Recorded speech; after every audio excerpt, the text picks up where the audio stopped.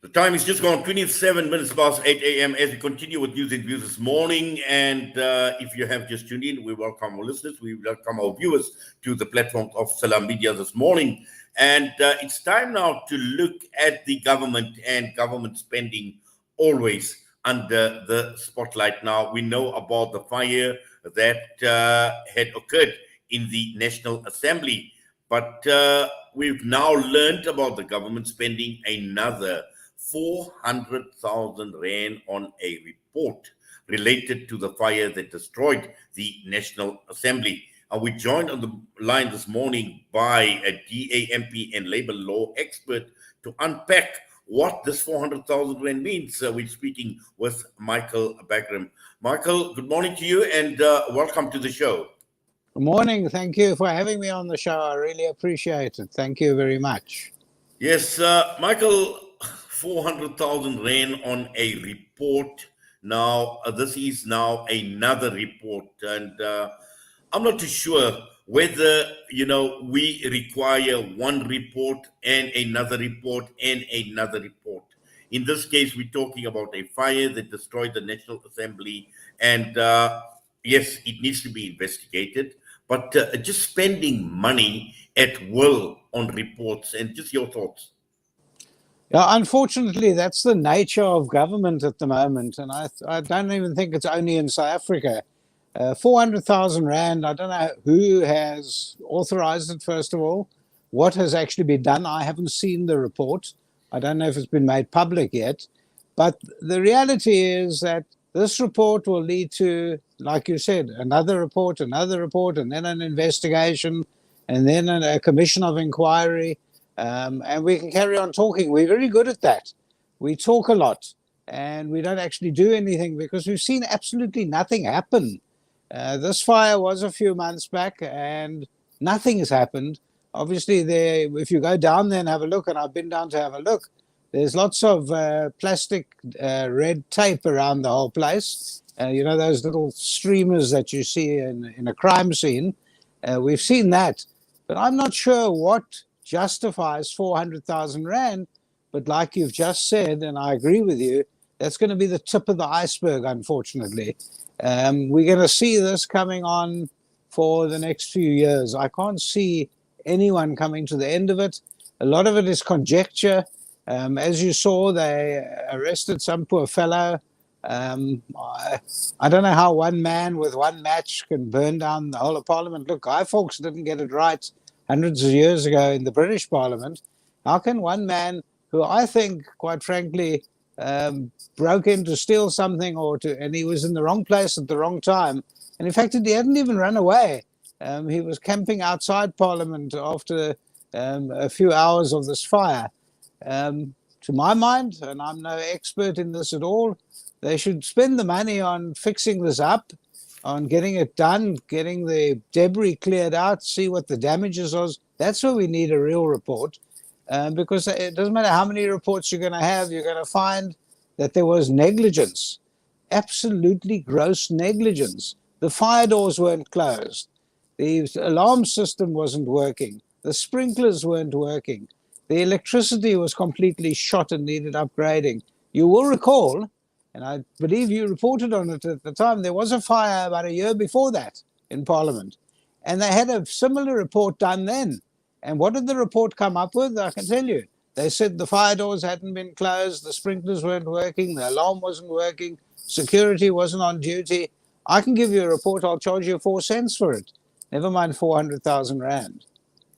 Yes, Michael, it's not that we have the lack of expertise to investigate or to assess what had actually taken place and what had gone wrong as far as the fire is concerned, because, fire damage is a problem right across the entire country. We see insurance companies, we know, companies burn down, businesses burn down, and these investigations are relatively easy because we do have the professional expertise in this country through insurance companies and other experts in the field. And this is something that I'm trying to grapple with, and it actually baffles me that, getting specialists but forking out 400,000 rand. I don't think any insurance company would charge you 400,000 rand to investigate and to get to the bottom of what had actually happened. So somewhere along the line, something just doesn't ring a bell, Michael.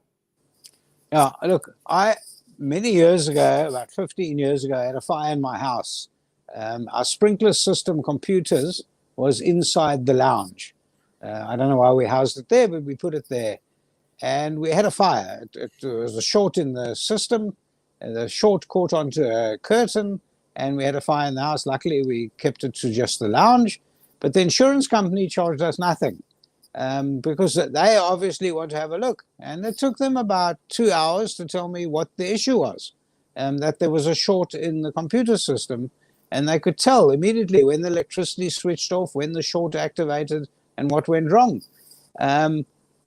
The real problem over here is more than just the fire. Insurance wasn't the issue. Parliament was uninsured. There is no insurance. I can promise you, if they went to any of the big insurance companies and said, "Won't you help us out?" They'd probably do them a favor and tell them where the fire started. Probably within 3 or 4 hours, they'd be able to tell you where it is. Why it spread, why there was negligence, that's a bigger investigation, and insurance companies won't get into that. But I can tell you right now that all that has already been done beforehand, a year before the fire. We've had the reports. We've paid for the reports. I don't know what they paid then, but let's say we paid 400,000 rand then to find out why the fire occurred, what happened, and why did it spread. That report is probably still in its plastic wrap. No one's read it. I don't know what anyone's going to do with the report after they've paid the 400,000. And I'm sure at the end of this day that someone's going to read the report, and the report's going to say there needs to be further investigation into the following, and then give a whole alphabet of what has to be further investigated, because that's the negligence issue. Heads should roll. They should have a look at the people that were in charge, look at the acting secretary of parliament, ask the question, why were the security, now this is a key point, parliament is a national key point, security have to be on duty by law. They were told to go home because they didn't want to spend the extra money on overtime. All the security were at home. No one was there. We had a couple of policemen in the front of parliament who were looking out into the street because that's their duty. Their duty is to look to see no one attacks parliament, not to look behind them and see what's going on. Also, what we know is that the cameras weren't working and that the video wasn't playing in the police office in front of parliament. They didn't know what was going on behind them. It took people of the public to actually phone.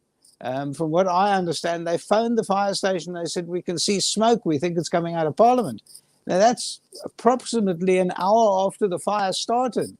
This is laughable. We're in a situation in South Africa today where, unfortunately, our national key points are all let to rot. No one's actually looking after them at all. It makes me worry about Kuba, quite frankly, because that's on my doorstep. And if there's a fire there, we've got real trouble. I've got nowhere to run, and none of us have got anywhere to run in the whole of Cape Town, the whole of Greater Cape Town. And this should alert us. What's happened over here should alert us as citizens of this country that there are problems and that we need someone to take control and move in and say, we're not going to accept this happening to national key points, to government institutions, to state-owned enterprises. I mean, we hear it all the time.